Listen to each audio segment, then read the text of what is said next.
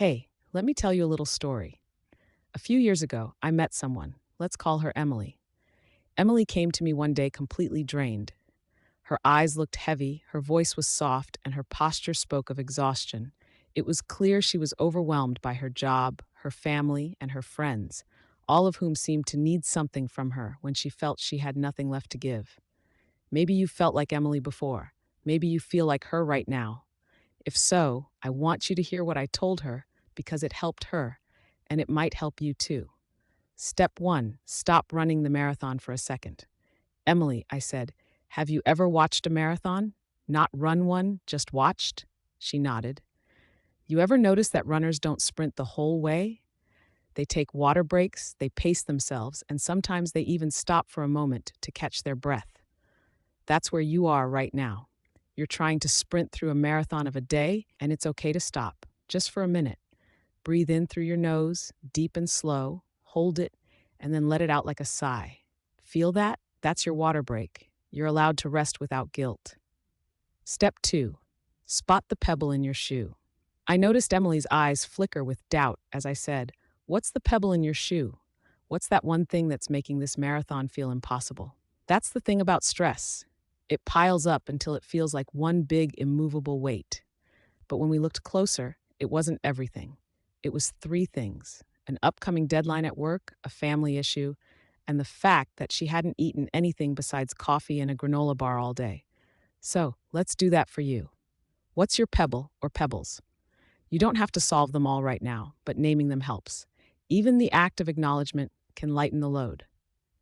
Step three, you don't have to do it all.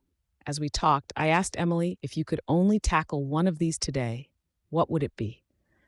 She hesitated, the weight of her responsibilities clear in her expression, but finally said, the work deadline.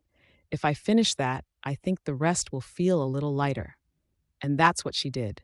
She gave herself permission to focus on just one thing instead of trying to juggle it all. You can do the same.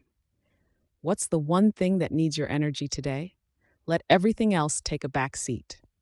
That's not failure, that's strategy. Step four, find your reset button.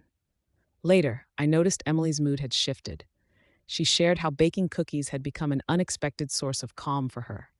It wasn't about kneading cookies, I thought to myself, but rather the soothing rhythm of mixing ingredients and the comforting smell that filled her kitchen. For you, maybe it's not baking, but think about what lets your brain rest. It could be doodling on a piece of paper, organizing a drawer, or even just watering your plants. These small rituals might seem ordinary, but they create space for calm in the chaos. Step five, talk to yourself like a friend. Towards the end, I could sense Emily's perspective shifting. The weight of failure she'd carried earlier now seemed lighter.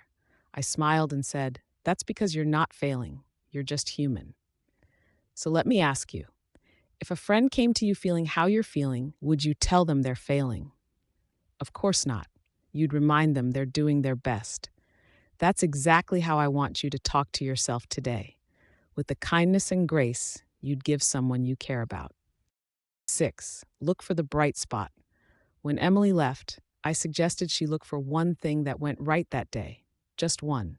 When she returned the following week, she recalled the moment of smelling cookies baking. She described it as a tiny yet significant win that brought a sense of calm to her day. That's the thing about gratitude. It doesn't have to be big to matter. At the end of today, think of one bright spot, even if it's just, I got through it. Emily's story didn't end with her stress magically disappearing. Life doesn't work like that. But she learned how to manage it, how to give herself breaks, and how to find moments of peace in the chaos. And so can you. Take a breath. Take your water break. Now, let's find your bright spot.